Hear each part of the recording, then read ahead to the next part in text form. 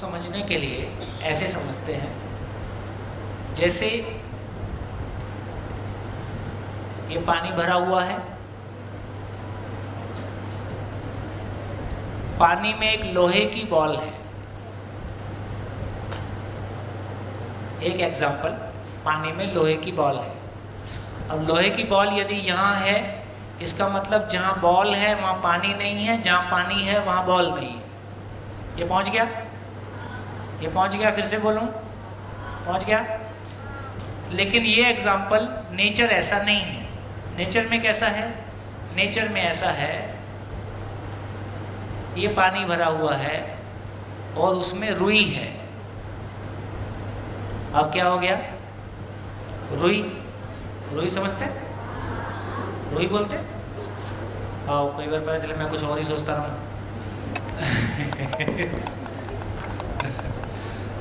तो रुई पानी में डाला तो जहाँ रुई है वहाँ भी पानी है और जहाँ पानी है वहाँ पानी है ही है। और रुई पानी में कहीं भी जाएगी, पानी कैसा है? रुई के आर पार है, लोहे की बॉल में आर पार नहीं है। तो इसका मतलब जो दूसरा वाला एग्जाम्पल है, यदि इस पानी को आकाश माने, यदि इस पानी को खाली स्थान माने, स्पेस माने, और रुई को एकम माने, इकाई माने, तो इसका मतलब है कि पूरा अस्तित्व कैसा है? पूरा अस्तित्व में खाली स्थान सभी जगह है ही, उसमें कहीं कहीं इकाइयाँ हैं, लेकिन इकाई के चारों तरफ भी खाली स्थान है, इकाई के भीतर भी खाली स्थान है, और सभी तरफ खाली स्थान आर पार है। कैसे? जैसे जलेबी खाते हो ना, जलेबी, जलेबी बोलते हैं। तो जलेबी बेसिकली आटे की होती है या मैदा की, आटा या मैदा।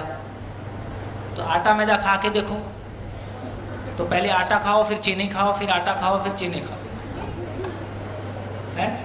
इतना ही तो होता है जलेबी में, आटा होता है और चीनी होती है। लेकिन चाशनी बना के जब जलेबी को उसमें डाल दिया, तो चाशनी का गुण किस में आ गया?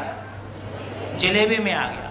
चाशनी लाल रंग की है तो जलेबी लाल, चाशनी हरे रंग की है तो जलेबी हरी, चाशनी गर्म है तो जलेबी, चाशनी ठंडी है तो जलेबी, और चाशनी में मीठा ज़्यादा है तो जलेबी, और चाशनी में मीठा कम है तो जलेबी।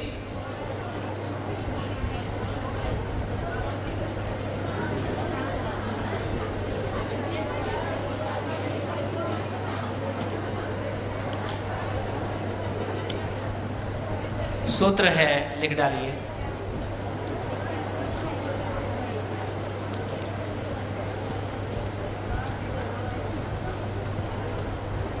खाली स्थान में सभी इकाइयां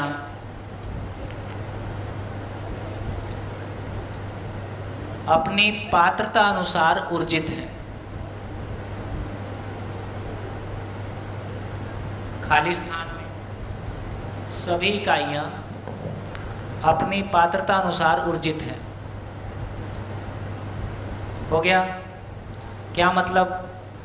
जैसे इसी हॉल में बिजली उपलब्ध है, बिजली के तार पे कहीं पंखा लगा है, कहीं स्पीकर लगा है, कहीं कैमरा लगा है, कहीं एलईडी लगा है। सबका वोल्टेज एक है कि अलग अलग है? अलग अलग है। सबका काम एक है कि अलग अलग है? अलग अलग है। हर इकाई अपनी पात्रता अनुसार ऊर्जित है, और जितनी उसकी पात्रता है उतना ऊर्जा वो ले पा रही है, उतना वो ऊर्जित है। तो उसी प्रकार सृष्टि की सभी इकाइयाँ मूल ऊर्जा में खाली स्थान, फिर से उसको याद रखिए, खाली स्थान क्या चीज़ है? एक ऐसी महिमा जो स्वयं क्रिया शून्य होते हुए, स्वयं में कोई क्रिया नहीं है, लेकिन समस्त इकाइयों के लिए क्रियाशीलता का आधार है। इसका मतलब वो स्वयं में ऊर्जा है। एक खाली स्थान में ऊर्जा है कि खाली स्थान ऊर्जा स्वरूप है? खाली स्थान में ऊर्जा बोलने से दो हो जाएंगे। तो खाली स्थान में ऊर्जा नहीं है, खाली स्थान स्वयं ऊर्जा स्वरूप है। खाली स्थान ऊर्जा ही है, एक ऐसी ऊर्जा जो स्वयं में, ऐसी ऊर्जा की अभी हमारी कल्पना नहीं है।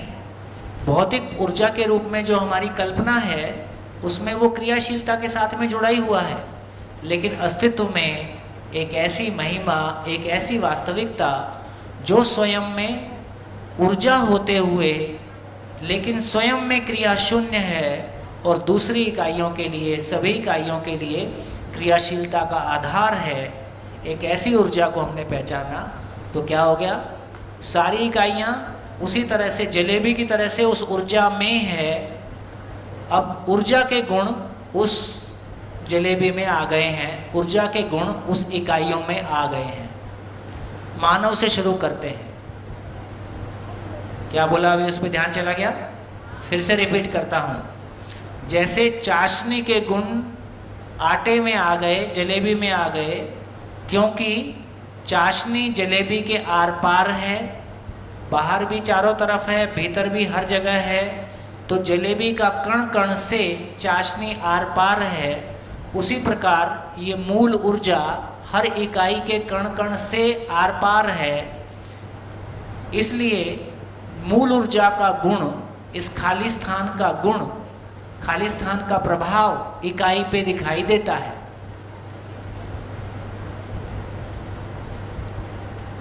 पहला, जैसे सभी मानव में पारदर्शिता की चाहना है कि नहीं है? सभी मानव क्या चाहते हैं? आप किसको अपना मानते हो? जो अपना कुछ भी ना छुपाए, आपसे सब बातें शेयर कर दे। और जब भी कोई आपसे छुपाता है तो आपको कैसा लगता है?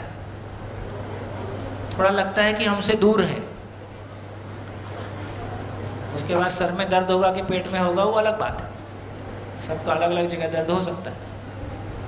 लेकिन ये क्लियर है कि सभी मानव में पारदर्शिता की अपेक्षा है या उनसे कुछ छुपाया जाए ये अपेक्षा है? पारदर्शिता की अपेक्षा है। इसका मतलब है ये पारदर्शिता की अपेक्षा कहाँ से आई? पारदर्शिता की अपेक्षा कहाँ से आई? तो ये खाली स्थान स्वयं में पारदर्शी है। सभी मानव सहित सभी इकाइयाँ इसमें ऊर्जित हैं, इसलिए सभी इकाइयों के क्रियाकलाप में कोई रहस्यता नहीं है, सब कुछ नियम पूर्ण है। इसलिए ये भी बात समझ में आया कि अस्तित्व में रहस्य नाम की कोई चीज नहीं है।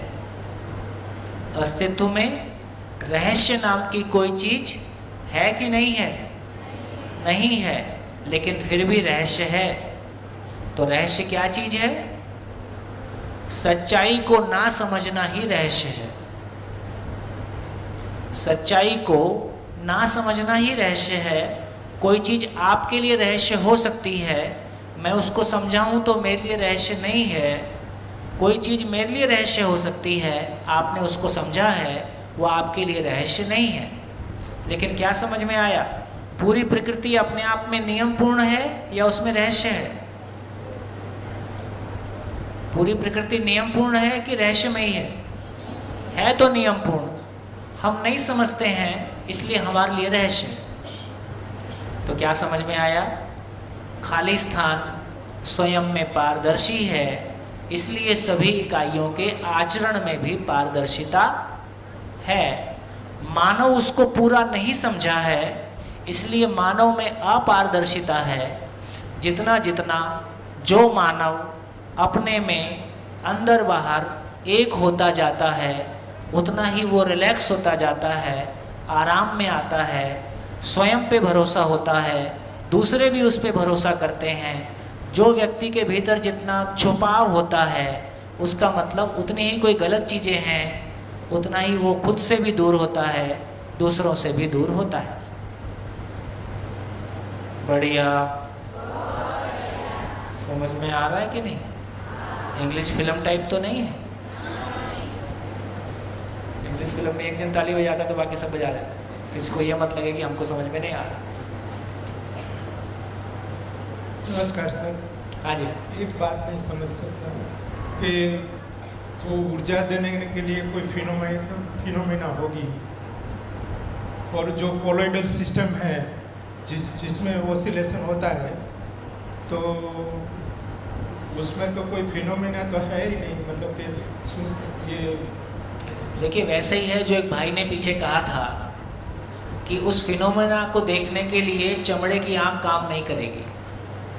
उस फिनोमेना दो बातें कही थी, एक वो चीज़ें हैं जो दृष्टिगोचर हैं, दूसरी वो चीज़ें हैं जो ज्ञान गोचर हैं। तो इन आँखों से जो ज्ञान गोचर चीज़ें हैं वो हमारे सामने नहीं आएंगी। परमाणु हमको नंगी आँख से नहीं दिखता है, परमाणु की गतियाँ हमको नंगी आँख से नहीं दिखती हैं, इवन बहुत सारे इलेक्ट्रॉन्स, बहुत सारे जो भी इंस्ट्रूमेंट है उससे भी नहीं दिखती है। फिर बहुत सारी चीज़ें हम अपने में समझ में ही अंदाज़ा लगाते हैं कि ऐसा हो रहा है।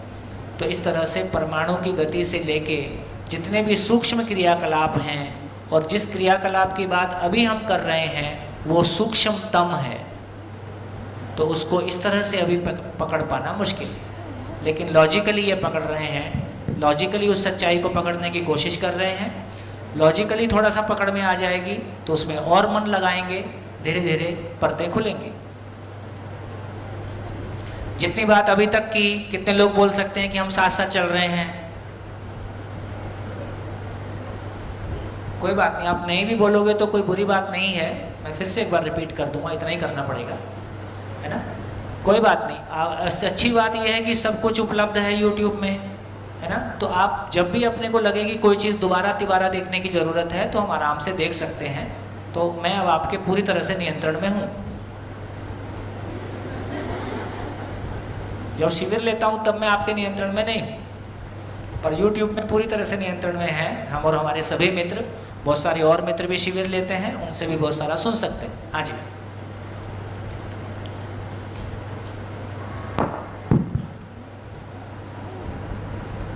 ये न्यूटन का जो पहला सिद्धांत है वो जो बच्चों को भी पढ़ाया जाता है, इसमें यह है कि अगर कोई फोर्स एक चीज़ एक मिनट रुक जाइए, 2 मिनट के लिए बैठ जाइए, 2 मिनट के लिए बैठ जाइए। देखिए फिर से एक बात कहना चाहूँगा, ये जो टॉपिक है इसमें हम अपनी अभी जड़ संसार वाले नियम लगाने जाते हैं, इसमें कोई भी नहीं लगता है। तो मेरा अनुरोध ये है कि आपके ज्ञान को बाजू में अभी रखिए। आपका जो भी अभी तक का ज्ञान है जड़ संसार के बारे, उसको अभी बाजू में रख के ये जिस तरह की बात आ रही है उसका अपना, जैसे एग्जाम्पल के लिए बोल रहा हूँ, एक ऐसी वास्तविकता जो स्वयं में क्रिया शून्य है और संपूर्ण सृष्टि के लिए क्रिया का आधार है, ये अपने आप में इलॉजिकल बात है। इसका मतलब है ये हमारे जड़ संसार के लॉजिक से पकड़ में नहीं आएगी। जड़ संसार का लॉजिक ये कहता है कि यदि कोई चीज ऊर्जा है इसका मतलब वो क्रिया है। ये ध्यान में आया? जड़ संसार का लॉजिक ये कहता है कि यदि कोई चीज क्रिया ऊर्जा है तो वो क्रिया है। लेकिन एक ऐसी वास्तविकता जो स्वयं में क्रिया शून्य है लेकिन स्वयं में ऊर्जा स्वरूप है, तो इसका मतलब है जड़ संसार के लॉजिक को उस पर एक्सटेंड ना करें। अभी उससे समझ में जैसा कहा जा रहा है वैसा घुसने की कोशिश करें, फिर धीरे धीरे उसको और इंटरप्रेट करेंगे। ठीक है? स्वीकार? स्वीकार। आगे चलते हैं, आगे चलते हैं। हाँ जी, देखो आप में से कितने लोगों ने कभी ऐसा ध्यान दिया, जैसे मैं कहता हूं भाई चाय लेके आओ, ये विचार है, मैंने एक विचार प्रकट किया कि भाई चाय लेके आओ, तो विचार की ताकत अलग चीज है, विचार से मैं जो बोल रहा हूं ये अलग चीज है। जैसे मैंने कहा कि चाय लेके आओ, तो विचार पे मैंने चाय रख दिया, ये समझ में आ रहा है? विचार पे मैंने चाय रख दिया, विचार पे मैं खेती रख सकता हूँ, विचार पे दुकान रख सकता हूँ, मैं दुकान के बारे में विचार कर सकता हूँ, मैं खेती के बारे में विचार कर सकता हूँ, खाने पाने की चीज़ के बारे में विचार कर सकता हूँ। तो जो चीज़ के बारे में विचार कर रहा हूँ वो जड़ है, लेकिन जो विचार की ताकत है ये अपने आप में सीमित है कि असीमित है? ध्यान चला गया? विचार की ताकत अपने आप में सीमित है। तो आशा, विचार, इच्छा, मानव में जो कल्पनाशीलता है कल्पनाशीलता अपने आप में सीमित वस्तु है, सीमित वास्तविकता है या असीमित है? बोलते जाओ। असीमित वास्तविकता है। अब दूसरी ओर आते हैं, जैसे हमारे भीतर भाव हैं, मानव भाव को व्यक्त करता है, जैसे विश्वास का भाव, सम्मान का भाव।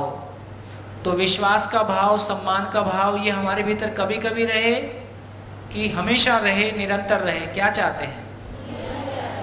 तो भाव नाम की वस्तु सीमित वस्तु है कि असीमित वस्तु है? असीमित वस्तु है। फिर हमने कहा कि भाव कहाँ से आता है? तो भव की स्वीकृति भाव है। अभी इस बात को हमने पहचाना कि एक व्यक्ति कल तक मेरे लिए अजनबी था, आज मैंने उसको अपने बड़े भाई के रूप में पहचाना, पति के रूप में पहचाना, गुरु के रूप में पहचाना। लेकिन जब मैं पहचान लेता हूँ तो मेरे लिए वो क्या हो जाता है? भाव। एक भाव तो है, माँ के लिए एक भाव है, पिता के लिए भाव है, बेटी के लिए भाव है, गुरु के लिए भाव है। क्या भाव बेटी है? क्या भाव पिता है? तो ये समझ में आया कि ये जो भाव की दुनिया है ये हमारे लिए सुखदायी है ना? हमारा सारा सुख किस बात का है? हम भावपूर्ण हो जाएं। दुख क्या है? दुख क्या है? अभाव हो जाए, है ना? विश्वास का अभाव हो जाए, सम्मान का अभाव हो जाए, स्नेह का अभाव हो जाए, प्रेम का अभाव हो जाए, वस्तु का अभाव हो जाए। तो भाव अपने आप में सीमित वस्तु है कि असीमित वस्तु है? ठीक है। और अस्तित्व में क्या चीज है जो असीमित है?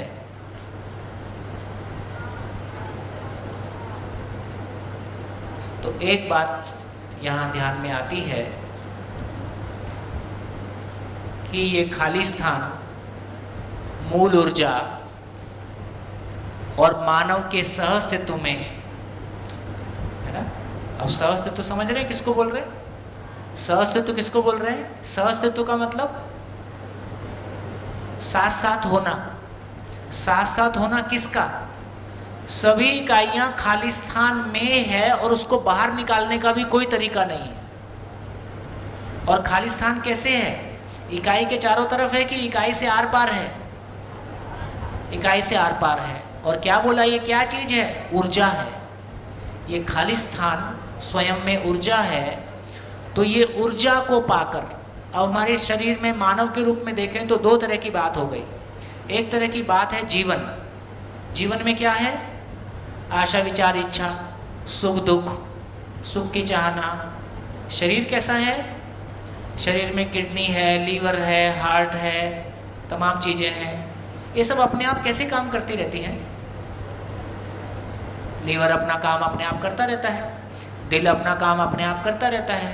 पूरा शरीर का सारा मैकेनिज्म, पूरे शरीर की सारी व्यवस्था अपना काम अपने आप कर रही है कि नहीं कर रही? धरती, सूरज, चांद, सितारे, सारे 9 ग्रह और ये सारा सोलर सिस्टम अपना काम अपने आप कर रहा है कि नहीं कर रहा है?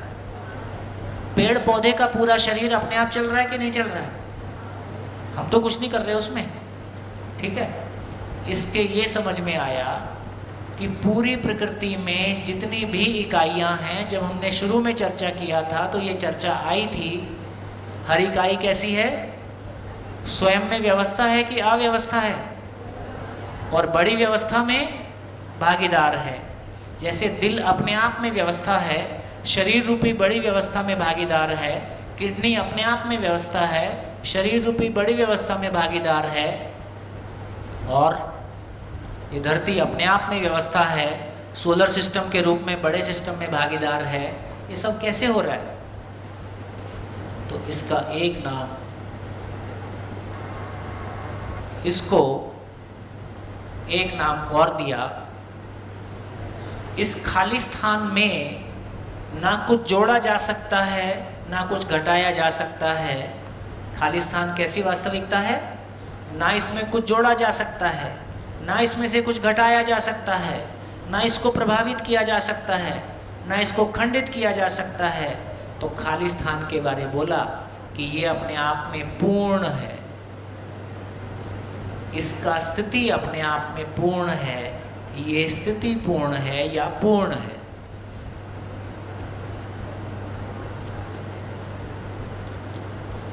ठीक लग रहा है ना? बात पहुंच रही? कितने लोगों तक पहुंच, साथ साथ चल रहे हैं हम?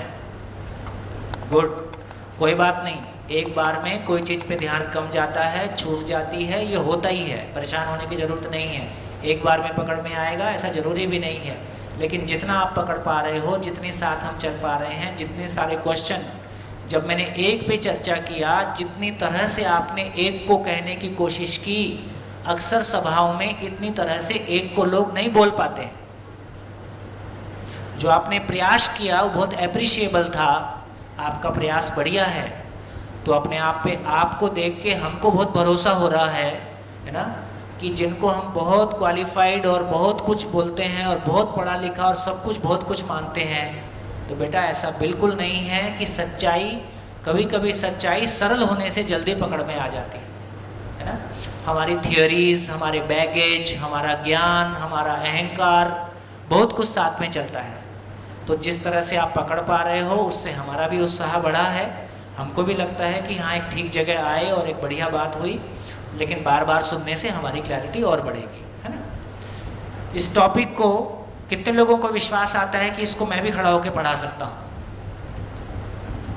हाँ, आ जाएगा। 10 बार सुनेंगे आ जाएगा, क्या दिक्कत है ना। 10 बार सुनेंगे ठीक से हमारे ध्यान में आ जाएगा। एक बार कोई चीज़ को हमारे बोलने में, कोई चीज़ पहले बोलने में ही आती है, आचरण अभी बहुत दूर की बात है। सुना हुआ सुनाने के काम आता है। मैं सुन पाया इसका प्रमाण है कि मैं सुना सकता हूँ, ठीक हो गया।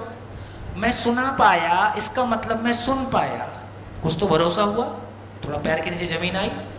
तो धीरे धीरे हम छोटा छोटा भरोसा पाते हैं, छोटा छोटा भरोसा पाके एक दिन बड़ा भरोसा पाते हैं, एक दिन हम जीने का भरोसा पाते हैं, ठीक। तो मैं आपको बहुत अप्रिशिएट करता हूँ। हम सब अकेले में बात करते हैं, आपस में बात करते हैं, तो आप लोग की बहुत तारीफ करते हैं।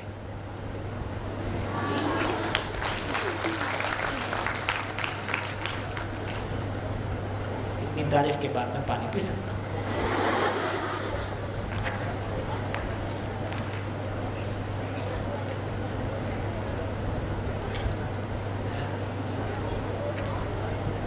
पूरा कर, गुड। थोड़ा सा और चलते हैं, काफ़ी अच्छी जगह पहुंच गए हैं। देखो, अस्तित्व में ये पूर्णता की महिमा को समझेंगे तो बहुत मजा आएगा। अस्तित्व में मानव के अलावा सभी इकाइयां अपनी पूर्णता के साथ हैं। ये बात समझ में आई? अस्तित्व में मानव के अलावा मटेरियल, पेड़ पौधे, पशु पक्षी अपनी पूर्णता के साथ हैं। उनको ये प्रॉब्लम नहीं है कि कैसे जीना है, क्यों जीना है। वो अपने अपने आचरण के साथ हैं और उस आचरण के लिए उनके भीतर कोई अंतर्विरोध नहीं है, और हमारे प्रति, हमारे मन में भी उसके लिए कोई अंतर्विरोध नहीं है कि नहीं ऐसा ही क्यों है, ऐसा होता तो अच्छा होता, ऐसा हम नहीं सोच रहे। तो मानव के अलावा सभी इकाइयाँ अपने आचरण के साथ हैं, वो आचरण उनका हमेशा बना रहता है। इसी को हमने कहा कि वो अपनी पूर्णता के साथ है। मानव कैसा है? मानव शरीर के रूप में अपनी पूर्णता के साथ है, शरीर में और कुछ नहीं होना है। मानव शरीर के रूप में अपनी पूर्णता के साथ है। शरीर जैसा है, बढ़िया है, सुंदर है। क्या सुंदर नहीं है और किस सुंदरता की कमी को मैं फिर शरीर से ढकना चाहता हूँ? कहाँ अधूरापन है? हम मानव का आचरण अपने आप में पूरा है कि अधूरा है? अधूरा है। हमने अपनों से दुख पाया है, अपनों को दुख दिया है। तो इससे ये पता चलता है कि हमारा आचरण, हम मानव अपने आप में अधूरापन महसूस करते हैं। ये बात पहुंच गई? लेकिन अधूरापन महसूस करके अधूरेपन से खुश रहते हैं कि पूर्णता चाहते हैं? हम पूर्णता चाहते हैं। कैसे पूर्णता चाहते हैं? यदि पैसे की कमी है तो पैसा पूरा हो जाए, यदि पद की कमी लगती है तो पद पूरा हो जाए, धन की कमी है तो धन पूरा हो जाए, स्वास्थ्य में कमी है तो स्वास्थ्य पूरा हो जाए, सम्मान की कमी है तो सम्मान पूरा हो जाए, जीने में सार्थकता की कमी है तो सार्थकता पूरी हो जाए। धरती का हर मानव, इसको उल्टा करके बोला, जो मानव जितने सुख के साथ जी रहा होता है उससे अधिक सुख की कामना के साथ होता है। जहाँ हम वहीं रुक जाना चाहते हैं? नहीं, हम आगे बढ़ना चाहते हैं। ये आगे बढ़ने का मतलब ही है अपने अधूरेपन से मुक्ति चाहते हैं। तो सभी मानव में अपने अधूरेपन से मुक्ति की चाहना, अपनी पूर्णता को व्यक्त करने की चाहना, शादी क्या है? शादी क्या है? दो मानव मिलके अपनी पूर्णता को प्रमाणित करने की घोषणा करते हैं, इसका नाम शादी है। दो मानव अपनी पूर्णता को, दो मानव अपनी पूर्णता को, स्त्री पुरुष मिलके एक हैं। जब संतान उत्पत्ति की बात आती है तो दो मिलके एक हैं। ये दो अलग अलग चीजें हैं लेकिन ये दो एक है। संतानोत्पत्ति की बात आती है, आचरण देने की बात आती है, तो भी माता पिता के रूप में ये दो मिलके एक हैं। इस सेंस में तो विवाह उस घटना का नाम है जहाँ दो लोग अपनी पूर्णता की घोषणा करते हैं। हमको जीना आ गया है, हम अपनी पूर्णता की घोषणा करते हैं। अपनी पूर्णता को आने वाली पीढ़ी में प्रमाणित करने का काम, मल्टीप्लाई करने का नाम शादी है। बढ़िया। तो शादी को लेके फिर हमको एक गर्व होता है, एक गरिमा होती है, एक जिम्मेदारी महसूस होती है ना। शादी मात्र एंजॉय करने का काम नहीं है, शादी मात्र, है ना, अपने शौक पूरे करने का नाम नहीं है। शादी बाकी तो सब पूरा हो ही जाता है, घर में रहते हैं, कुछ खाते ही हैं, कहीं घूमने जाते ही हैं, कोई फिल्म देखो, इसमें भी कोई बुराई नहीं है। लेकिन क्या देखना है क्या नहीं देखना है उतनी हमारी समझ हो तो ही हम आगे ठीक से बढ़ेंगे। तो कहाँ पहुँचे, क्या कहने की कोशिश की? सृष्टि की सभी इकाइयाँ मानव के अलावा पूर्ण हैं और मानव में पूर्णता की प्यास है। ये कहाँ से आई? ये कहाँ से आई? ये कहाँ से आई? कहाँ से आई? क्योंकि ये खाली स्थान, सभी इकाइयाँ कहाँ हैं? खाली स्थान में ऊर्जित हैं। इकाई के चारों ओर खाली स्थान है, इकाई के भीतर भी खाली स्थान आर पार है। तो इकाई के कण कण में खाली स्थान आर पार है, इसलिए खाली स्थान की महिमा कण कण से व्यक्त होती है। खाली स्थान स्वयं में पूर्ण है, इसलिए हर इकाई में अपनी पूर्णता को प्रमाणित करने की चाहत है, अपनी पूर्णता को व्यक्त करने की चाहत है। इसलिए कोई भी मानव अधूरा कहलाना नहीं चाहता है। इसलिए कोई भी मानव अधूरा कहलाना नहीं चाहता है, वो पूरा ही कहलाना चाहता है और पूरा होने के लिए प्रयास करता है। तो एक बात पता चली, ये खाली स्थान की महिमा, ये खाली स्थान क्रिया शून्य है, ये खाली स्थान पूर्ण है, ये खाली स्थान ऊर्जा है। तो उसका एक एक प्रभाव हमको इकाई में दिखाई देता है। तो जैसा कि हमने पहले भी चर्चा किया कि ये भाव अपने आप में, समझ अपने आप में सीमित वस्तु है कि असीमित वस्तु है? समझ सीमित वस्तु है कि असीमित है? असीमित है। कल्पनाशीलता सीमित है कि असीमित है? असीमित है। भाव सीमित है कि असीमित है? असीमित है। और असीमित वस्तु अस्तित्व में क्या है? खाली स्थान। तो खाली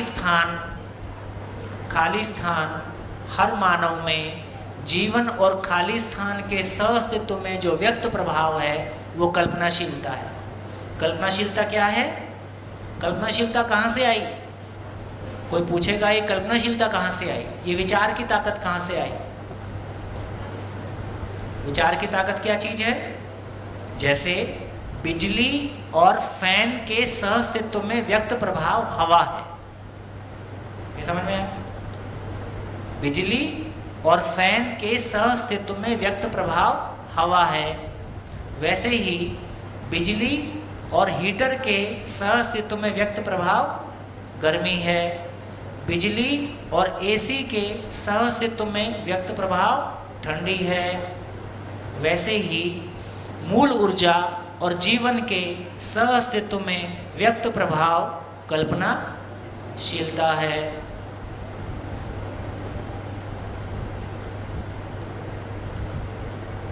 कैसा लग रहा है?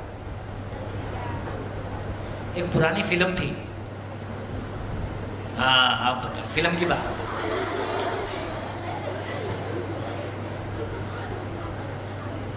एक पुरानी फिल्म थी, नाम तो मेरे याद नहीं है। उसमें एक आदमी से किसी की हत्या हो जाती और हत्या के बाद उसको अपराध बोध होता है कि उस परिवार का मैंने बहुत नुकसान कर दिया। तो क्या करे? तो वो ये करता है कि हर महीने 30 तारीख को उस घर का पूरा खर्चा, क्योंकि कमाने वाला वही था जिसको उसने मार दिया था, तो उस घर का कमाने वाले व्यक्ति की उससे हत्या हो गई, गुस्से में हो गई, जैसे भी हो गई, तो हर महीने की 30 तारीख को उसके घर का खर्चा वो उसके घर मनी ऑर्डर से भेज देता था। ठीक? अब वो घर वाले लोग नहीं जानते थे मनी ऑर्डर कौन भेजता है, और पिछले 20 साल से हर महीने की 30 तारीख को मनी ऑर्डर आता है।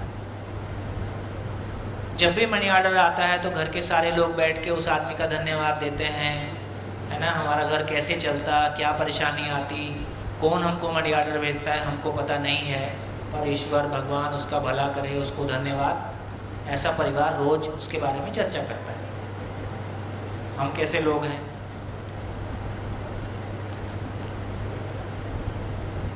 आदमी के जीवन की सारी उपलब्धियां उसकी कल्पनाशीलता के कारण है। ये हम खेती करें तो, टीचिंग करें तो, कुछ भी काम करें, किस लिए कर पाते हैं? क्योंकि हमारे पास कल्पनाशीलता है। तो कल्पनाशीलता का ताकत मुझ में कहाँ से आ गया? ये सोचने की असीम ताकत मुझ में कहाँ से आ गई? आवाज़ कम है क्या? मेरे को जोर से बोलना पड़ रहा है, थोड़ी आवाज़ बढ़ा दो। तो कल्पनाशीलता की ताकत मुझ में कहाँ से आ गई? कभी ऐसा विचार आया कि नहीं आया? नहीं आया।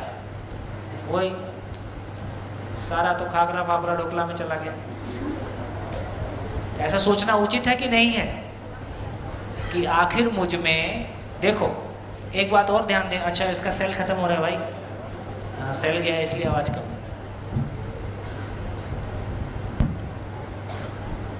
हेलो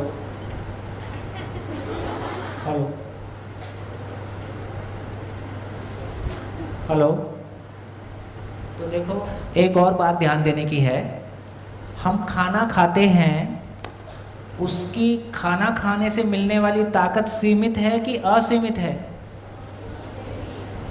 खाना खाने से मिलने वाली ताकत सीमित है कि असीमित है? सीमित है। वो शरीर को मिलती है या जीवन को मिलती है? शरीर को। तो जीवन में ये सोचने की असीम ताकत कहाँ से आती है?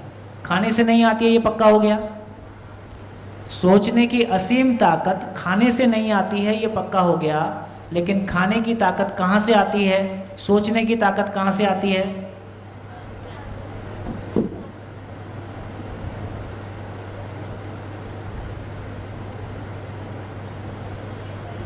Hello hello hello. हाँ हाँ जी। अपने आत्मा से ही प्रकट होती है, आत्मा ही स्वयं वो है, आत्मा से प्रकट होती। ऊपर में कहाँ से आ गई? आत्मा में कहाँ से आ गई? देखो ईश्वर के पास से आ गई। ईश्वर में कहाँ से आ गई? वो तो अनंत असीम है। कहता हूँ, एक शिविर में एक माँ अपने बच्चे को लेके आई। वो कहती है कि मेरा बेटा मेरे को बहुत परेशान करता है। क्या करता है? तो पहले माँ ने अपना बच्चे को ज्ञान बताया था, बेटा ये क्या है? ये आदमी है, ये गाय है। इसको किसने बनाया? ईश्वर ने बनाया। अच्छा, अब बेटा शुरू हो गया, मम्मी ये क्या है? बेटा गाय है। इसको किसने बनाया? ईश्वर ने बनाया। ईश्वर को किसने बनाया? अब माँ की हवा गोल। तो इसका मतलब है हमारे पास एक ईश्वर नाम का ब्लैक बॉक्स है, जो समझ में नहीं आए उसमें डाल दो। हाँ जी, कहाँ पहुँचे? क्या क्वेश्चन मैंने किया? देखो ये ईमानदारी की बात ठीक लग रही है ना, सोचने की बात है कि नहीं? भोजन करने से जो ऊर्जा हमको मिली वो सीमित है कि असीमित है? सीमित है। शरीर को मिलती है कि जीवन को मिलती है? शरीर को मिलती है। जीवन में सोचने की ताकत सीमित है कि असीमित है? असीमित है। तो ये असीमित ताकत कहाँ से आई? ठीक हो गया। दूसरा, शरीर के सारे क्रियाकलाप अपने आप होते रहते हैं। ये अपने आप कैसे होते रहते हैं, ये भी सोचने की बात है। किडनी अपना काम करती है, दिल अपना काम करता है, पुरानी कोशिकाएं, कोष मरते रहते हैं, नए कोष बनते रहते हैं, जहाँ जहाँ टूट फूट हुई है वहाँ पहुँचते रहते हैं। सब कुछ अपने आप चल रहा है। ये अपने आप कैसे चलता है? तो क्या समझ में आया? थोड़ी सी इस बात को कर लेते हैं। देखो, मूल ऊर्जा को हमने पहचाना कि ये खालिस्तान को हमने पहचाना कि मूल ऊर्जा है। मूल ऊर्जा है और ये अपने आप में पूर्ण है। सभी इकाइयाँ मूल ऊर्जा में ऊर्जित हैं और ये अपने आप में पूर्ण है। तो सभी इकाइयाँ मूल ऊर्जा में ऊर्जित होने के कारण अपनी पात्रता के अनुसार पूर्णता के अर्थ में गति करती है। ये भाषा पकड़ में आई? फिर से बोलता हूँ, ध्यान से। सभी इकाइयाँ मूल ऊर्जा में अपनी पात्रता अनुसार ऊर्जित होकर पूर्णता के अर्थ में गति करती है, पूर्णता के लिए गति करती है, क्योंकि खालिस्तान अपने आप में पूर्ण है। ये पूर्णता की ओर गति करना, जैसे एक घर में सारे लोग किसी सही आचरण के साथ गति करते हैं तो घर पूरा कहाँ जाएगा? घर व्यवस्थित होगा कि अव्यवस्थित होगा? और घर का योगदान समाज में होगा कि नहीं होगा? अभी की परिस्थितियां कैसी हैं? घर के लोग अपने आप में ही जूझ रहे हैं, है ना? कोई नाराज हो जाता है, कोई परेशान हो जाता है, एक उसको मनाते रहता है, तो सारी ऊर्जा रूठने और मनाने में लग रही है। सारी ऊर्जा अपने में जूझ रहे हैं, अपनों से जूझ रहे हैं।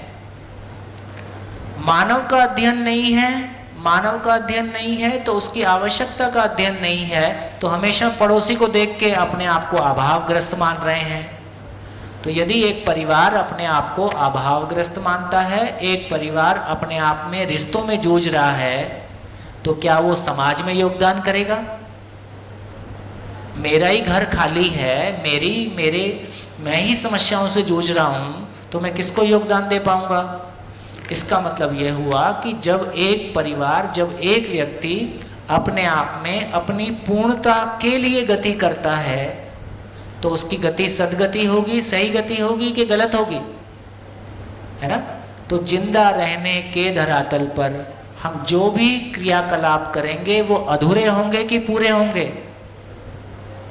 जिंदा रहने के धरातल पर हम जो भी करेंगे वो पूरा होगा कि अधूरा होगा? अधूरा होगा।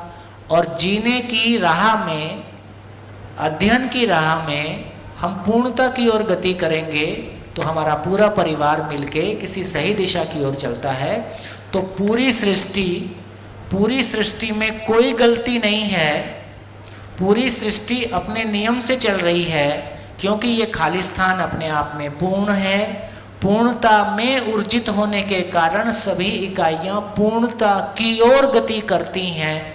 और जब कोई इकाई पूर्णता की ओर गति करती है तो गलतियों के साथ होगी कि गलतियों से मुक्त होगी? जोर से बोलो। मुक्त होगी। इसलिए लोहा कोई गलती नहीं करता है, एल्युमिनियम कोई गलती नहीं करता है, चांद कोई गलती नहीं करता है, धरती कोई गलती नहीं करता है, हार्ट कोई गलती नहीं करता है, किडनी कोई गलती नहीं करता है। ये जो कुछ भी गड़बड़ है वो हमारे, है ना संभाल पाने की वजह से है, हमारी गलतियों की वजह से है। वो नेचुरली गलती नहीं करता है।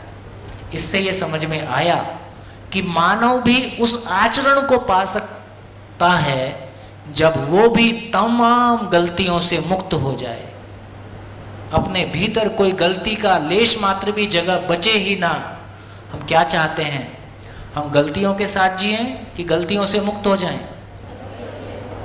भाव और विचार में भी कोई गलती आती है तो आपको पता चलता है कि नहीं चलता है? पड़ोसी को पता नहीं चले, अपने को तो पता चलता है कि हाँ मेरे अंदर कुछ गड़बड़ चल रहा है। वो अपने को खराब लगता है कि अच्छा लगता है? भाव और विचार में भी मुझसे कोई गलती ना हो, कार्य और व्यवहार में भी मुझसे कोई गलती ना हो, मेरा आचरण गलतियों से मुक्त हो जाए तो कैसा रहेगा?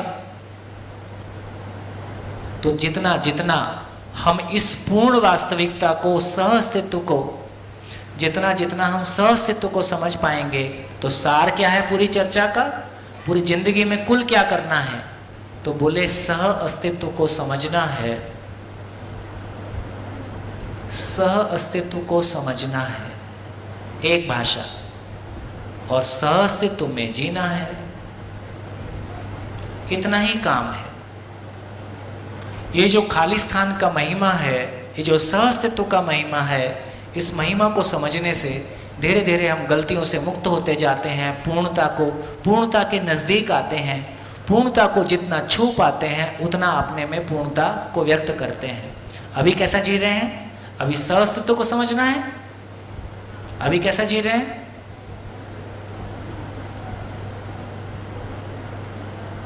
अभी किसको समझना है? अभी इतना ही है कि जिंदा रहने के कौशल को समझना है, जिंदा रहने को समझना है और जिंदा रहना है। अभी ऐसा है, बिना समझे ऐसा जी रहे। समझेंगे तो कैसा जिएंगे? ऐसा वाला जिएंगे। तो हम पूर्णता को पाना चाहते हैं, पूर्णता को व्यक्त करना चाहते हैं, गलतियों से मुक्त होना चाहते हैं, अभाव से मुक्त होना चाहते हैं। इन सब से मुक्त होने का एक ही तरीका है, ये जो पूर्ण है, इस पूर्ण की महिमा को जितना जितना समझते हैं उतना हम अपने भीतर गलतियों से मुक्त हो जाते हैं। तो यदि पूरी बात को देखें तो पूरी बात क्या समझ में आई? जैसे जगह जगह सह अस्तित्व शब्द आता है, जगह जगह लिखा हुआ आपको दिख जाएगा कि एग्जिस्टेंस इज को एग्जिस्टेंस, अस्तित्व सह अस्तित्व है, अस्तित्व ही सह अस्तित्व है। इसका क्या मतलब समझ में आया? क्या समझ में आया? कौन बोलेगा? माइक, गुड, माइक लो।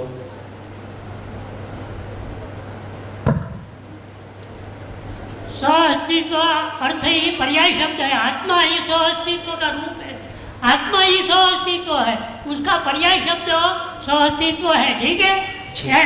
बिल्कुल ठीक।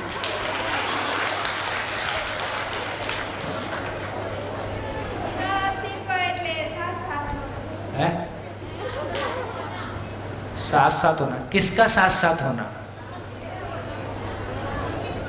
जब ये सेंटेंस लिख रहे हैं कि एग्जिस्टेंस इज को एग्जिस्टेंस, अस्तित्व ही सह अस्तित्व है, तब सह अस्तित्व में किसके साथ साथ होने की बात कर रहे हैं?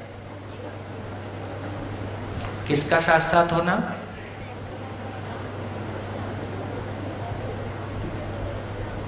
कौन बोलेगा? मानव यह एक भावपूर्ण इकाई है। अगर पूर्ण खालिस्तान की वजह से हर इकाई अपना आचरण पूर्णता की ओर कर रही है, तो मानव भी इस खालिस्तान की वजह से बिना कोई गलती करे अपने पूर्णत्व की तरफ बढ़ सकता है। इसलिए अस्तित्व को समझने की ज़रूरत है और अस्तित्व के साथ जीने की ज़रूरत है। इसलिए एग्जिस्टेंस ही को एग्जिस्टेंस है। हेलो, उसका व्याख्या ऐसी हो सकती है, पर टेक्निकली बहुत क्लियरली ये कह रहे हैं कि मूल ऊर्जा जिसको हमने खालिस्तान के रूप में पहचाना, खालिस्तान और इकाई साथ साथ है, इसको अलग नहीं किया जा सकता, ये को एग्जिस्टेंस है। ये बात पहुंची? मूल ऊर्जा में संपूर्ण इकाइयां ऊर्जित हैं, इसको सहअस्तित्व कहा है। इकाई और ऊर्जा का सहअस्तित्व है। सभी इकाइयां खालिस्तान में हैं, उससे बाहर निकाला नहीं जा सकता है। तो सहअस्तित्व नित्य वर्तमान है ना, सहअस्तित्व नित्य है, हमेशा है। इकाई का खालिस्तान से वियोग नहीं हो सकता, इकाई को खालिस्तान से बाहर नहीं निकाला जा सकता। तो इकाई खाली स्थान में है, खाली स्थान ऊर्जा है, पूर्ण है, इसलिए पूर्णता के अर्थ में ऊर्जित है। तो इकाई और व्यापक वस्तु का खाली स्थान का सहअस्तित्व। फिर इसको आगे कितना भी एक्सप्लेन करेंगे सारा एक्सप्लेन हो जाएगा। चलिए, एक तो ये समझ में आ गया कि जब हम सहअस्तित्व टेक्निकली कह रहे हैं, दर्शन के संदर्भ में कह रहे हैं, तो खाली स्थान और इकाई का सहअस्तित्व है। ये ठीक हो गया? अब आगे बढ़ते हैं। तो इतनी चर्चा के बाद हम कुछ निष्कर्ष की तरफ चलते हैं। निष्कर्ष क्या हुआ? निष्कर्ष ये है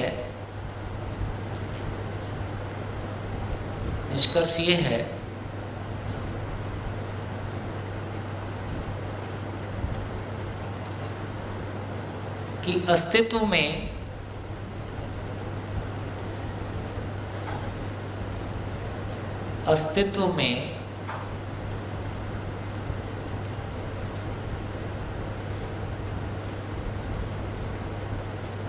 तीन वास्तविकताएं,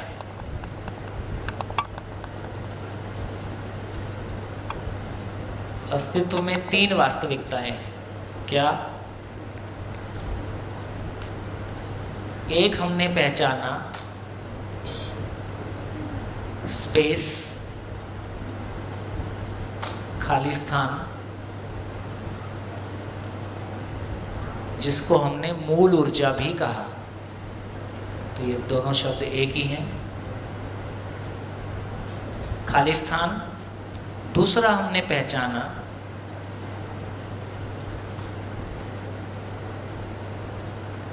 जड़ परमाणु, और तीसरा हमने पहचाना चैतन्य इकाई, जिसको हमने जीवन के रूप में पहचाना। ये एक ही प्रकार की इकाई है, ये 108 प्रकार के परमाणु। तो पूरे ब्रह्मांड में देखें, जहाँ तक भी फैला हुआ है, तो मूल रूप से तीन वास्तविकताएं हैं। खाली स्थान में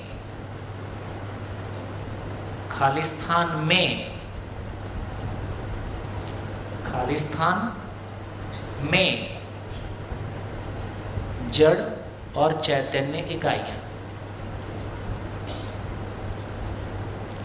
इसको बोला सहअस्तित्व।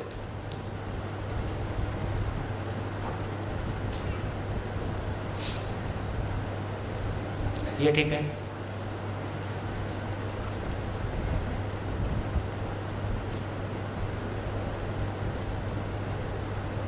आगे चले। दूसरा, अस्तित्व में तीन क्रियाएं हैं।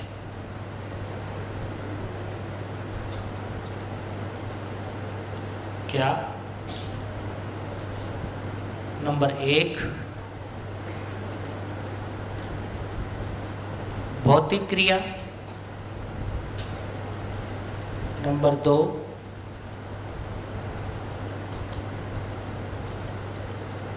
रासायनिक क्रिया, नंबर 3 जीवन क्रिया, जीवन में जो सोचना, विचारना, आशा, जीवन क्रिया, जिसकी हम तक हो सकता है कल चर्चा करेंगे, या आप YouTube में देख लेना क्या करें। ठीक हो गया? 3 क्रिया है, इनमें से 2 तो हम साइंस में पढ़ते ही हैं, है ना? सबका पढ़ा हुआ है, भौतिक क्रिया, रासायनिक क्रिया, फिजिकल केमिकल रिएक्शन। पूरे ब्रह्मांड में देखें 4 वास्तविकताएं हैं।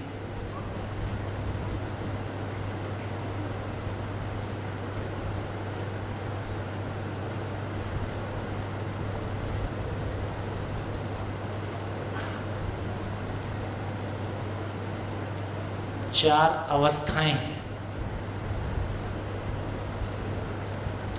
वो हमने सब आपके ध्यान में है ही। पदार्थ,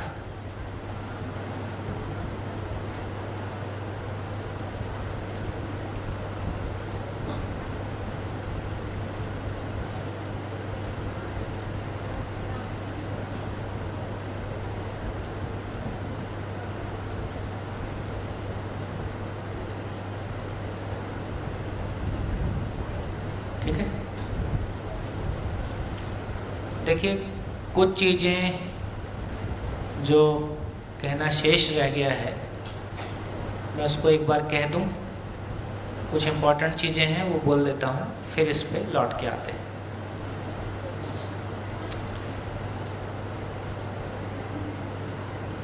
देखिए, एक चीज़ हमारे ध्यान में आ गया, मैंने पहले भी कहा कि ये क्रिया शून्यता कोई अद्भुत महिमा है।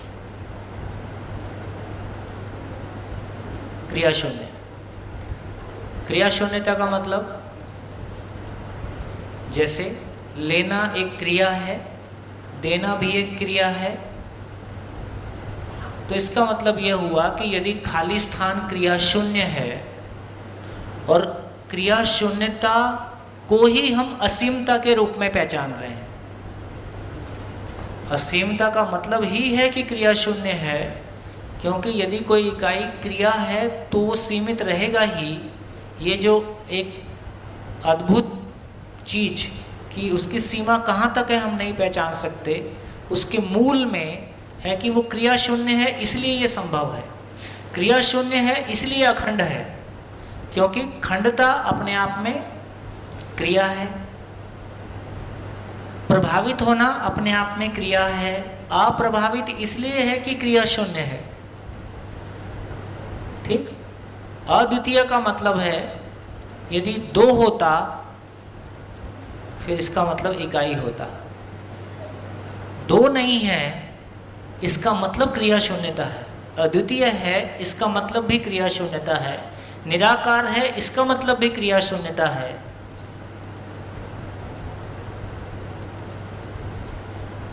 तो ये क्रिया शून्यता कोई अद्भुत बात है। इसलिए हमारे जड़ संसार की एनालॉजी और जड़ संसार के तर्क इधर काम नहीं आते हैं। इसलिए जैसा है ये इसको वैसा समझा जाए। अभी ब्रेक के दौरान एक सज्जन कह रहे थे कि ये कॉस्मिक एनर्जी यही है क्या? तो कॉस्मिक एनर्जी जिसको हिंदी में ब्रह्मांडीय किरणें बोलते हैं, ये वो नहीं है। कॉस्मिक एनर्जी भी खालिस्तान में है। तो कॉस्मिक एनर्जी भी एक तरह से एक तरह का भौतिक प्रभाव है ना। ये भौतिक प्रभाव नहीं है, ये कुछ अलग तरह की महिमा हो गई है ना। तो खालिस्तान एक वास्तविकता है, उसको कह रहे हैं। अब देखो, अब ये क्रिया शून्य है, यही पूर्णता है, क्योंकि उसमें कुछ कम ज्यादा नहीं हो सकता है। अब यदि ये खालिस्तान क्रिया शून्य है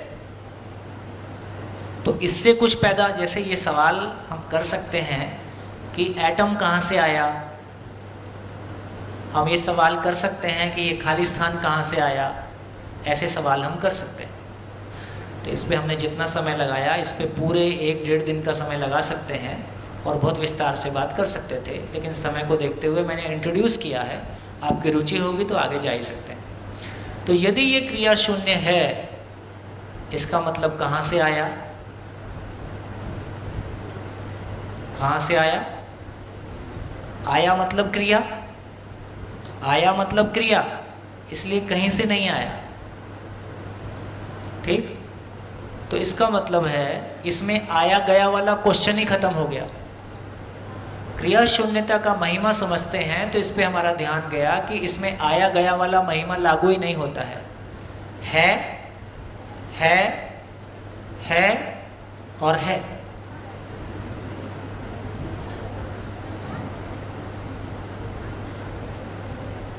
हाँ। तो इसका मतलब ये भी हुआ, क्या इससे कुछ पैदा हुआ? क्या इससे कुछ पैदा हुआ?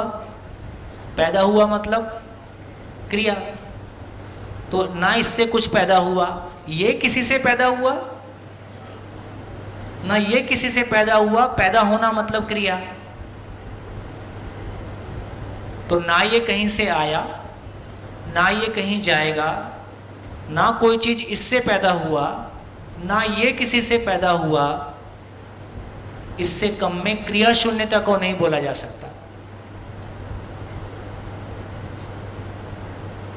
तो एक चीज फाइनल हो गई कि क्रिया शून्यता रूपी ये व्यापक वस्तु, फैली हुई वस्तु, इसके बारे में हमारे भौतिक तरीके से किए हुए प्रश्न भी गिर जाते हैं, वो भी यहाँ काम नहीं आ रहा है। कहाँ से आया, कहाँ जाएगा, इसलिए इसको क्या बोला, अजन्मा, जिसका कोई जन्म नहीं है ना। ऐसे और बहुत सारे शब्द हैं। तो एक क्लैरिटी हमारी बनी कि ये खालिस्तान की सबसे बड़ी महिमा, सबसे समझने लायक महिमा यही है कि ये क्रिया शून्य है। इस क्रिया शून्यता की अनुभूति ही, इस क्रिया शून्यता को कौन अनुभव करता है, मानव करता है। तो क्रिया शून्यता की अनुभूति ही मानव में नित्य शांत, जो नित्य शांत कहा गया, आगे विस्तार में जाएंगे तो और चर्चा करेंगे तो हमारे ध्यान में आएगा, है ना, कि जो जीवन है उसमें आत्मा नाम की चीज़ इसको अनुभव करती है, आत्मा नाम की चीज़ मूल ऊर्जा को अनुभव करती है। तो आत्मा नाम की चीज़ मूल ऊर्जा को अनुभव करती है, तो वहाँ पे यह है कि वो नित्य शांत है। मेरा मूल स्वरूप कैसा है, मैं नित्य शांत हूँ। रुकिए रुकिए, बैठिए थोड़ा, बैठिए बैठिए बैठिए बैठिए, आराम से आराम से। तो इसका अर्थ ये हुआ कि मेरे बारे में कहा गया कि मेरा मूल स्वरूप कैसा है। तो कहा गया कि मैं आत्मा हूं, नित्य शांत हूं।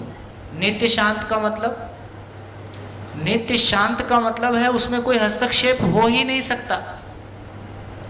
नित्य मतलब हमेशा। मैं आत्मा हूं, नित्य शांत हूं, सम विषम आवेश से मुक्त हूं। किसी भी तरह का कोई भी सम या विषम आवेश उसको छू ही नहीं सकता। मैं व्यवस्था, व्यवहार और व्यवसाय को नियंत्रित करता हूं। ऐसा मेरा स्वरूप है, मेरी पूर्णता ऐसी है। अभी हम व्यवहार को नियंत्रित करते हैं कि व्यवहार हमको नियंत्रित करता है? व्यवहार हमको नियंत्रित करता है। लोग क्या कहेंगे?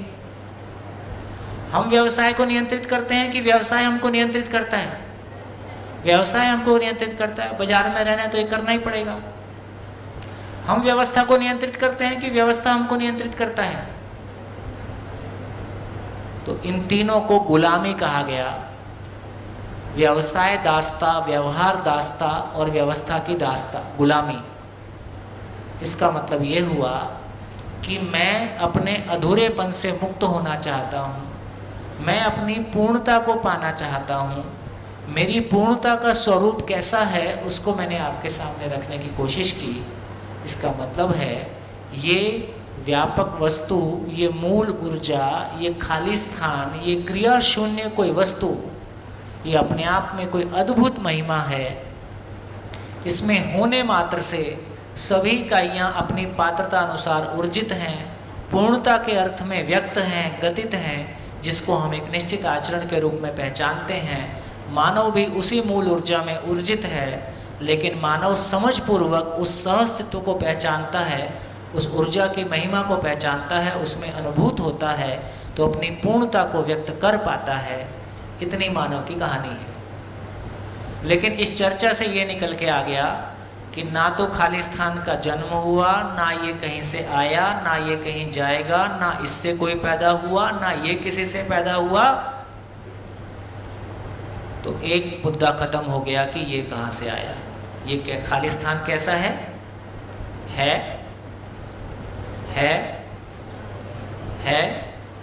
और है। बाकी सब आया गया, सब खत्म। इसका मतलब एटम कहाँ से आया? सारी इकाइयाँ कहाँ से आई? तो खालिस्तान से नहीं आई, क्योंकि क्रिया शून्य है। खालिस्तान से कुछ नहीं आया। अब तीसरी कोई चीज है नहीं। इसका मतलब इकाइयाँ भी है और है। इसलिए सहअस्तित्व है और है। सारा झंझट खत्म है ना। खालिस्तान कहाँ से आया, इकाई कहाँ से आई, सारा झंझट खत्म। तो पता चला अस्तित्व सहअस्तित्व है, सहअस्तित्व नित्य वर्तमान है, सह-अस्तित्व नित्य प्रकटनशील है, 4 अवस्थाओं के रूप में प्रकट है, मानव के अलावा सभी इकाइयाँ अपनी पूर्णता के साथ हैं, मानव को अपनी पूर्णता की प्यास है, शिक्षा पूर्वक मानव अपनी पूर्णता पा जाए तो शिक्षक का जीवन सफल, शिक्षार्थी का जीवन सफल। इतनी कहानी, ठीक। तो धीरे धीरे देखेंगे। तो ये क्लैरिटी हमारी बनी, इतने में हमारी ये क्लैरिटी बनी कि हाँ, जो हमारे कोई मूल प्रश्न थे उनको थोड़ा सा उत्तर मिला कि क्या कहने की कोशिश। फिर से वापस लौटते हैं। तो देखिए, अस्तित्व में 3 वास्तविकताएं हैं, खाली स्थान में ऊर्जित जड़ और चैतन्य इकाइयाँ। चैतन्य इकाई एक ही प्रकार की है, जड़ 108 प्रकार के परमाणुओं के रूप में हमने पढ़ा है। 3 क्रिया हैं, भौतिक क्रिया, रासायनिक क्रिया और जीवन क्रिया, और 4 अवस्थाओं के रूप में प्रकट है। ये हमने पढ़ा, देखा, समझा। अब लिखना पे ध्यान ना देके केवल बोर्ड पे ध्यान दें। मैं वो कनेक्शन बिठा रहा हूँ कि आपको ये समझ में आ जाए कि क्या हो रहा है।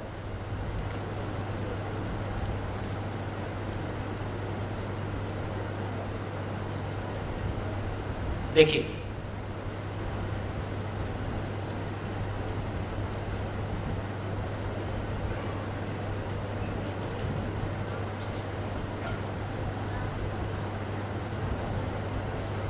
मूल ऊर्जा में ऊर्जित जड़ परमाणु भौतिक क्रियावश पदार्थ अवस्था के रूप में प्रकट है।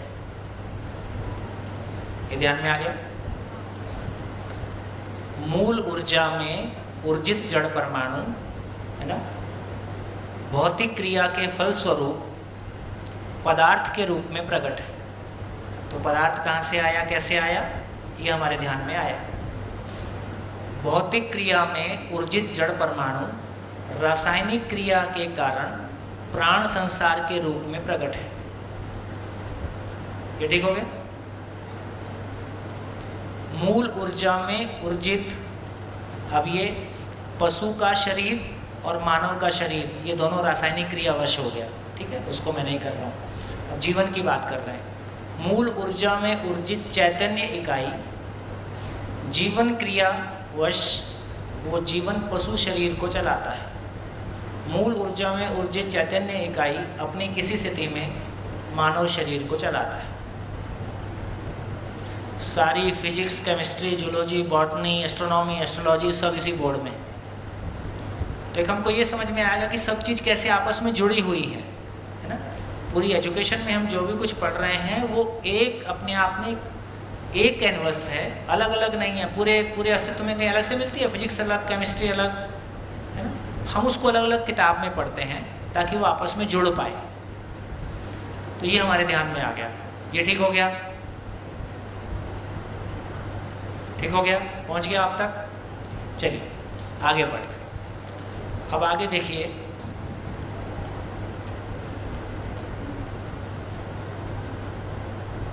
तो जितनी हमने चर्चा की उससे हमारा इस बात पे भी ध्यान चला गया, असीम वास्तविकता एक ही है।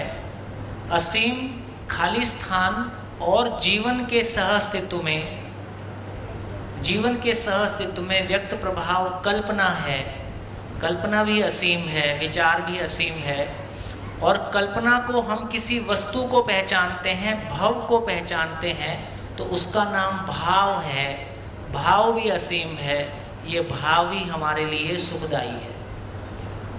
इसी को हम सुख के रूप में पहचान रहे हैं। ये बात पहुंच गई? इसका मतलब ये हुआ कि देखो, पदार्थ अवस्था, प्राण अवस्था, जीवावस्था, ज्ञान अवस्था, इन चारों को एक साथ एक शब्द में कहा कि ये फैला हुआ ऐश्वर्य। पदार्थ अवस्था, प्राण अवस्था, जीव अवस्था और ज्ञान अवस्था, चारों को एक शब्द में कहा, ये फैला हुआ ऐश्वर्य। तो सारा ऐश्वर्य कहाँ से आया? सारा ऐश्वर्य कहाँ से पैदा हो गया? जो चारों अवस्थाओं के मूल में 3 क्रिया, भौतिक क्रिया, रासायनिक क्रिया और जीवन क्रिया, और ये क्रिया कैसे हो रही है? क्रिया के मूल में क्या है? क्रिया के मूल में क्या है? ऊर्जा। ऊर्जा की वजह से क्रिया, ऊर्जा के कारण क्रिया। तो मूल ऊर्जा के कारण तीनों क्रिया, तीनों क्रिया की वजह से चार अवस्थाएं।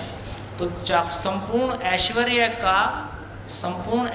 का आधार तीन क्रियाएं, तीनों क्रियाओं का आधार मूल ऊर्जा।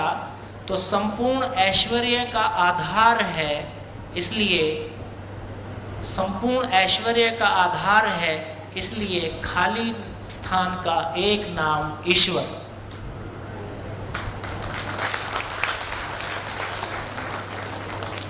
ईश्वर दर्शन हो गया, ईश्वर पहचान लिया। तो ईश्वर को खोजने के लिए कहीं जाना है, या मैं ईश्वर में हूं और उससे बाहर निकलने का भी कोई रास्ता मेरे पास नहीं है। मैं ईश्वर में हूं, ईश्वर को प्राप्त करना है कि ईश्वर प्राप्त है। एकमात्र चीज मानव को जो प्राप्त है वो ईश्वर ही है। बाकी शरीर प्राप्त है कि प्राप्त करना है, जीवन को शरीर प्राप्त करना है, फिर खाने पीने का जुगाड़ प्राप्त करना है, फिर समझना भी प्राप्त करना है, बाकी सब प्राप्त करना है। एकमात्र वास्तविकता जो धरती के हर मानव को प्राप्त है वो ईश्वर है। मैं सशरीर हूँ मानव रूप में तो भी ईश्वर में हूँ, मैं बिना शरीर के हूँ जीवन रूप में हूँ तो भी ईश्वर में हूँ। तो मैं सदा सदा के लिए ईश्वर में हूँ। ईश्वर मुझको प्राप्त है। ईश्वर को प्राप्त करने के लिए कुछ नहीं करना है, केवल ईश्वर को फिर क्या करना है?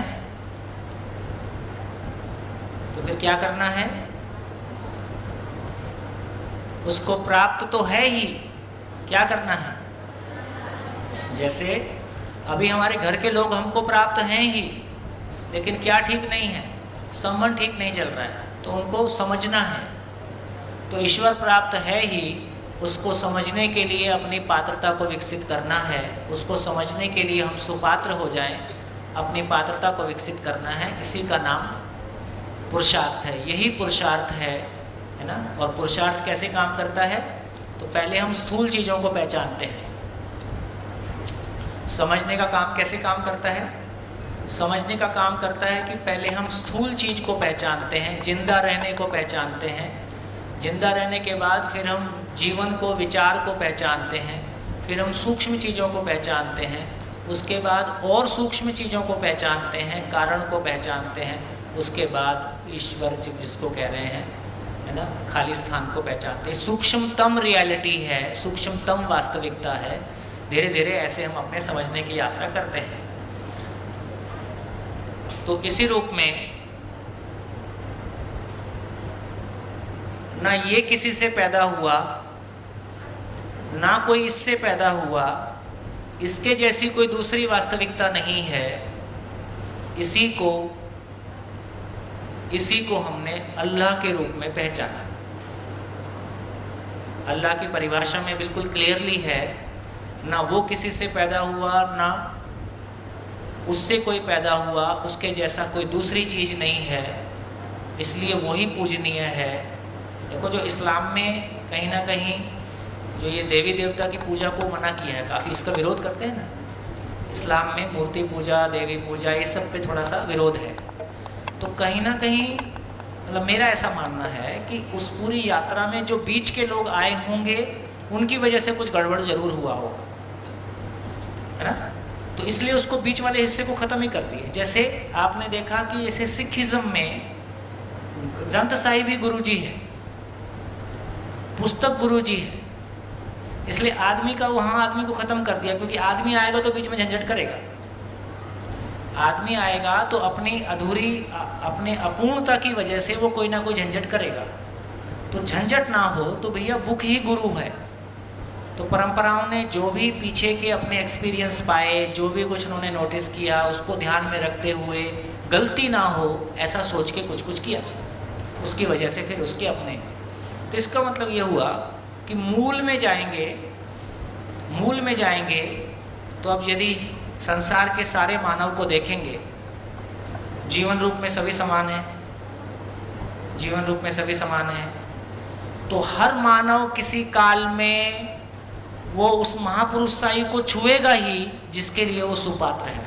साल 1000 लगें, 10,000 लगें, 100 लगें, एक शरीर यात्रा लगे, हर व्यक्ति को जब हम देखें, कितने से कितने छोटे से छोटे गिरे हुए व्यक्ति को देखें, छोटे से छोटी खराब स्थिति में देखें, लेकिन जीवन रूप में सभी समान हैं। इसलिए परंपरा ने उसको दूसरे रूप में पहचाना कि मैं सबके भीतर उस आत्मा को नमस्कार करता हूँ। चीज़ तो वही है, संभावना तो वही है ना, तो मैं उस बड़ी संभावना को नमस्कार करता हूँ। आदमी जैसा भी सही, ऐसा करके हमने आदमी के साथ सम्मानपूर्वक प्रस्तुत होने की कोशिश की। लेकिन इस बात पे हमारा ध्यान चला गया कि बेसिकली हम उसको अल्लाह कहें, ईश्वर कहें, एक्स बोलें, वाई बोलें, जेड बोलें, इससे फ़र्क नहीं पड़ता है। वास्तविकता अपनी जगह है ही, वास्तविकता है ही। अलग अलग समय पे अलग अलग लोगों ने अलग अलग तरीके से पहचाना, लेकिन वास्तविकता बदल जाएगी। वास्तविकता अपनी जगह, वास्तविकता का मतलब ही है कि वो सत्य है, सत्य का मतलब ही है कि वो शाश्वत है, हमेशा है, नियम है। तो इस रूप में कहा कि एक ऐसी वास्तविकता जो अपने आप में है ही। क्या बोला हमने, कैसे पहचाना उसको? क्या बोले? ईश्वर कण कण में है। कण मतलब एकम, कण मतलब एकम। ईश्वर कण कण में है, और जब समझने गए तो पता चला कण कण ईश्वर में है।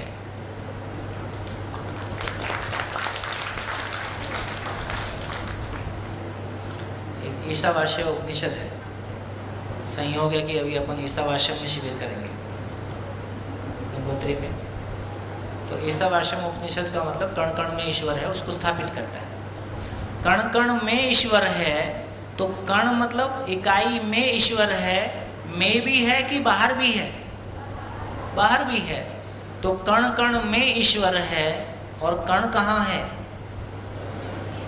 संपूर्ण कण ईश्वर में है, और कण कण में ईश्वर है। तो कण एकम के चारों तरफ भी ईश्वर है, एकम के भीतर भी ईश्वर है, सब जगह ईश्वर है, सर्वत्र है। क्या करना है? केवल उसको अनुभव करने की पात्रता को विकसित करना है। अभी तो हम विचार है, इसको भी पकड़ने में मुश्किल जाता है। तो पहले हम शरीर को समझ पाते हैं, शरीर की आवश्यकता को पूरी कर पा रहे हैं। धीरे से हम जीवन को समझते हैं, जीवन की आवश्यकता को समझते हैं, फिर जीवन के आधार को समझते हैं, और समझते समझते अंतिम छोर तक जाते हैं, जहाँ ये बोल रहे हैं कि अस्तित्व सहअस्तित्व है।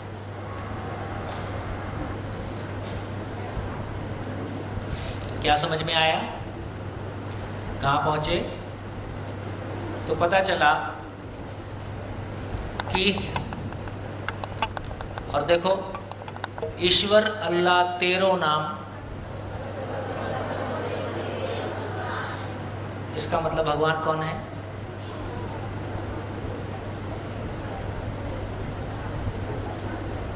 देखिए, यदि मानव को देखें और मानव ने क्या दिया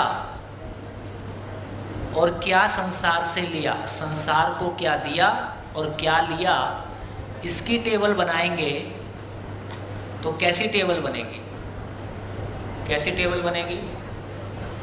तो कुछ लोग हैं, शॉर्ट में कह रहा हूँ, इसको बहुत विस्तार से अलग तरीके से करते हैं, लेकिन शिविर में शॉर्ट में कर देते हैं। कुछ लोग हैं जिन्होंने संसार को अव्यवस्था दिया, ग्लोबल वार्मिंग, फैमिली वार्मिंग, अव्यवस्था दिया, और संसार से उन्होंने जो लिया उसमें भी, है ना, रोते गाते चले गए। कुछ लोग हैं जिन्होंने अव्यवस्था दिया और भरपूर दिया, और अपनी आवश्यकताओं को भी नहीं समझ सके और बड़ी अव्यवस्था दिया। कुछ लोगों ने छोटी अव्यवस्था दी, कुछ लोगों ने कम अव्यवस्था दी। फिर कुछ लोग हैं जिनको हम कह रहे हैं कि उन्होंने अपनी आवश्यकता अनुसार लिया और प्रकृति में उन्होंने योगदान दिया, ना। इसको हम परिवार के लेवल पे कह रहे हैं कि परिवार अपने परिवार में शिकायत मुक्त, अभाव मुक्त होकर जिए, कुछ लोग समाज में योगदान कर पाए तो उस रूप में उन्होंने लिया कम और दिया और ज़्यादा, और कुछ लोग ऐसे भी हो सकते हैं जिन्होंने पूरी धरती के स्तर पर चारों अवस्थाओं में संतुलन हो, ये धरती आदि काल तक मानव के लिए जागृति का विद्यालय बना रहे, उस अर्थ में उन्होंने लिया बहुत कम और पूरी धरती में अपनी व्यवस्था में योगदान दिया। अब शरीर हमेशा तो नहीं रहेगा, एक दिन शरीर मरेगा। अब शरीर मर गया, बाकी क्या बचा? शरीर मर गया तो बाकी क्या बचा? जीवन बचा। अब जीवन बचा तो क्या लगता है, ये पहली कैटेगरी जो अपनी आवश्यकताओं को नहीं पहचान पाया, दूसरों को देख के प्रभावित होता रहा, रोग आके अपनी आवश्यकताओं को पूरा किया, इस मानव का जीवन कैसा होगा? भ्रमित होगा कि जागृत होगा? इस मानव का जीवन भ्रमित होगा। पर ये तंग होता रहा, दूसरों को उतना तंग नहीं किया। एक दूसरा व्यक्ति है जिसने दूसरों को खूब तंग किया, परेशान किया, तो ये जीवन भी कैसा होगा? भ्रमित होगा। और ये जीवन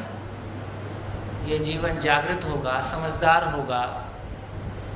ये अपनी समझदारी के फैलाव को और अधिक स्तर पर फैला पाया, ये अपनी समझदारी के फैलाव को और अधिक स्तर पर फैला पाया। तो जीवन ही भ्रमित होता है। जीवन भ्रमित होता है कि शरीर भ्रमित होता है? जीवन ही भ्रमित होता है और जीवन ही समझदार होता है। माध्यम शरीर है, मानव रूप में हम अपनी समझदारी को पाते हैं। तो इस रूप में जीवन ही भ्रमित होता है, जीवन ही जागृत होता है। और सूत्र क्या है? जो जिसके पास है वह उसको बांटेगा। तो भ्रमित आदमी क्या बांटेगा? दुखी आदमी क्या बांटेगा? दुख बांटेगा। तो इसका मतलब है जब एक मानव अपने स्तर पे दुखी रहता है और दूसरों के साथ कम गलत करता है, उसको, इन दोनों को वैसे मूल में कहा जीव चेतना, ये दोनों ही जीव चेतना है। भाषा के रूप में इसको दिया पशु मानव और इसको बोले राक्षस मानव, सबको तंग करता है। ठीक, आप बताइए। हाँ, ये घड़ी गलत चल रही ना, है? पीछे में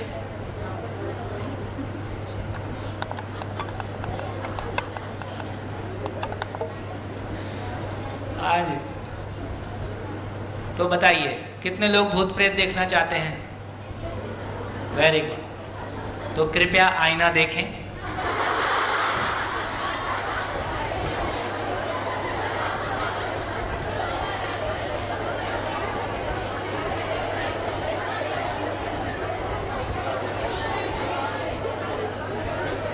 भ्रमित जीवन ही, जो जीवन भूख से, अत्याचार से और किसी बहुत पीड़ा के साथ मरते हैं, वही जीवन भूत प्रेत के रूप में परेशान रहते हैं और कुछ थोड़ा बहुत परेशान करते रहते हैं।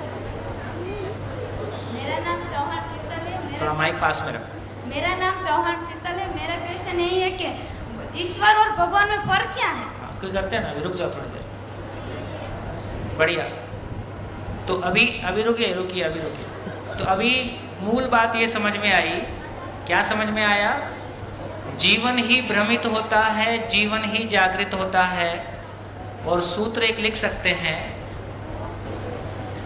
जीवन में भ्रम होता है, मानव में आवेश के रूप में व्यक्त होता है। जीवन में भ्रम रहता है, लेकिन जीवन आवेशित नहीं होता, क्योंकि आवेशित होने के लिए मशीन ही नहीं है, शरीर जब तक नहीं है। मानव रूप में आवेश को व्यक्त करता है। जैसे मैं शरीर हूं, ये भ्रम कहाँ रहेगा? जीवन में रहेगा कि शरीर में रहेगा? जीवन में रहेगा। इस भ्रम से जब मैं जीने जाऊंगा तो काम, क्रोध, लोभ, मोह, मद, मात्सर्य ये मानव के रूप में व्यक्त होगा। तो ये हमारी क्लैरिटी बनी कि भ्रमित जीवन ही भूत प्रेत कहलाता है। तो इन्हीं को भूत प्रेत कह सकते हैं। भूत का मतलब है जो पास्ट में जिए, है ना। मेरे साथ ऐसा हुआ था, मेरे साथ ही क्यों हुआ था, मेरे साथ गलत हुआ था। अब वो आज है लेकिन वो 20 साल पुरानी घटना के साथ ही जी रहा है। जो पास्ट के साथ जी रहा है, जो अपने भूत के साथ जी रहा है, उसी को भूत बोल रहा है, जो उस दुख से बाहर नहीं आ पा रहा है। अब ये जागृत जीवन ही शरीर छोड़ने के बाद देवी देवता है, पीर पैगंबर है। और पूर्ण जागृत, जो उन्होंने आचरण को पूर्णता से प्रमाणित किया, इसी को भगवान बोल रहे हैं। भगवान को समझते हैं। भगवान का मतलब क्या है? भगवान शब्द को देखते हैं। अभी भगवान पे चर्चा कर रहे हैं। भगवान शब्द कैसा है? जैसे गाड़ीवान, बलवान, कोचवान, दयावान। वान का मतलब अधिकार संपन्नता का बोध होता है कि वो कोई चीज़ के अधिकार से, गाड़ी का अधिकार संपन्न है तो गाड़ीवान, और दया से संपन्न है तो दयावान। भगवान का मतलब जिसने अपने पूरे भाग को पा लिया है, जिसने अपने पूरे हिस्से को पा लिया है। बैठिए थोड़ी देर बाद अभी बैठिए। हाँ जी, नमस्कार, साथ चलो थोड़ी देर। जिसने अपने पूरे हिस्से को पा लिया है।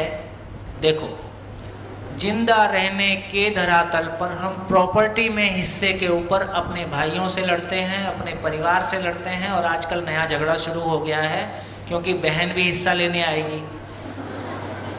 जब से सुप्रीम कोर्ट का ऑर्डर निकला है कि बहनों का भी बराबर का हिस्सा है, तब से भाई और डरे हुए हैं, ये कब बोल दे कि मेरे हिस्से का क्या हुआ। तो इसका अर्थ क्या हुआ? जब मैं स्वयं को शरीर मानता हूं,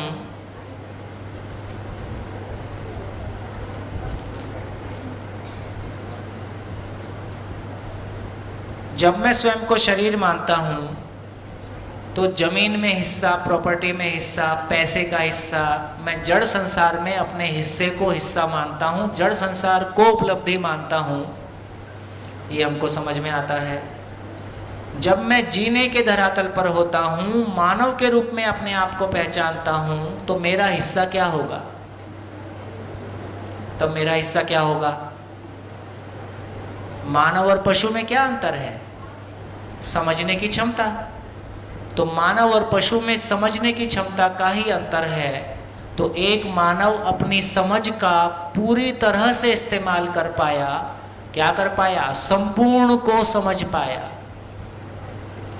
तो संपूर्ण को समझ पाया और संपूर्ण को व्यक्त कर पाया। संपूर्ण को समझकर व्यक्त करने में समर्थ इकाई का नाम व्यक्ति है। व्यक्ति शब्द कहाँ से आया? संपूर्ण को समझकर व्यक्त करने में समर्थ है। संपूर्ण को समझकर व्यक्त करने में समर्थ है, इसका नाम व्यक्ति। संपूर्ण को समझकर प्रमाणित करने में समर्थ है। उसने अपने पूरे भाग को पा लिया, पूरी समझ को पा लिया।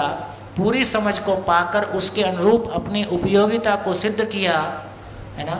जिसने अपने पूरे भाग को पा लिया, अपनी पूरी उपयोगिता को सिद्ध कर दिया, उसको हम भगवान कह रहे हैं, है ना। गाने में क्या बोला? ईश्वर अल्लाह तेरो नाम। इसका मतलब भगवान कौन है? जो ईश्वर अल्लाह को समझ लिया, उसका नाम भगवान है। ईश्वर अल्लाह को जिसने समझ लिया, अस्तित्व को समझ लिया, और मानव में समाधान, परिवार में समृद्धि, समाज में अभय, प्रकृति में सह अस्तित्व को प्रमाणित किया, उसका नाम भगवान। तो हम सभी भावी भगवान हैं कि नहीं है? हाँ, चलोगे तो उधर ही जाओगे। तो हम सभी अपने जीने को प्रमाणित कर सकें, अपने जीने को पा सकें, इसका नाम भगवान है। तो अभी क्या क्लियर हो गया? भूत प्रेत क्लियर हुआ, देवी देवता क्लियर हुआ। देवी देवता का मतलब है देने वाला देवता है।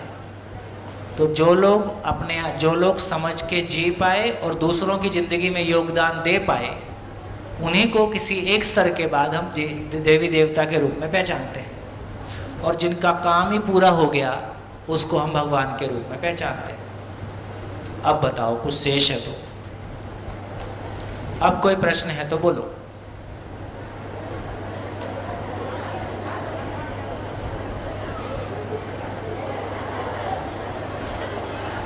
भगवान के बारे में मैं कहता हूँ, अपने इंग्लिश भाषा में शब्द है गॉड।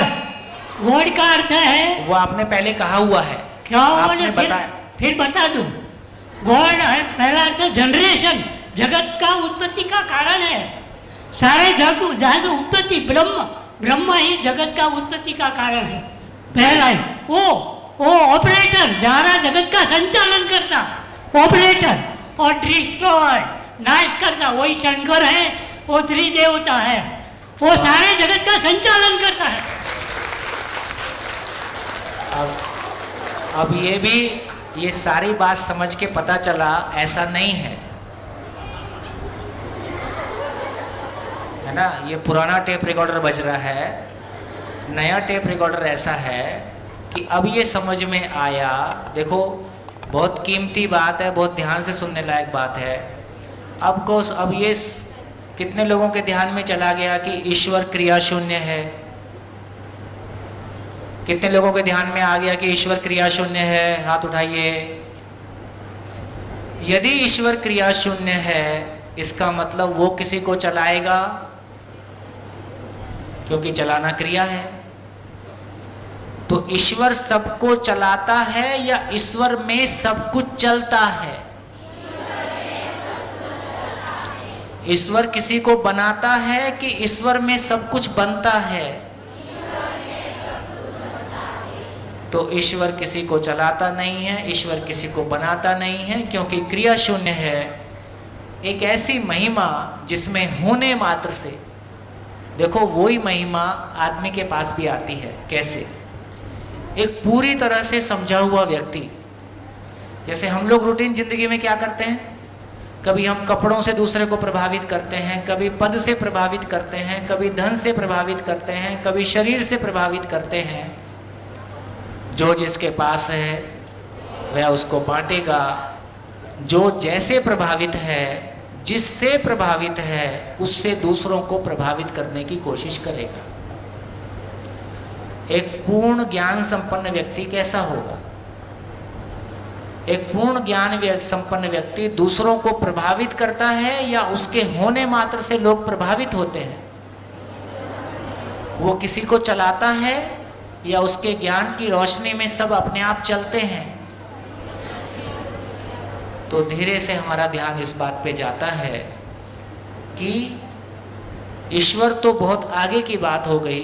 यदि सही अर्थों में ज्ञान संपन्न व्यक्ति है, ना वो किसी को चलाता है, ना वो किसी को नियंत्रित करता है ना, जो समझना चाहता है उसके लिए उपलब्ध है।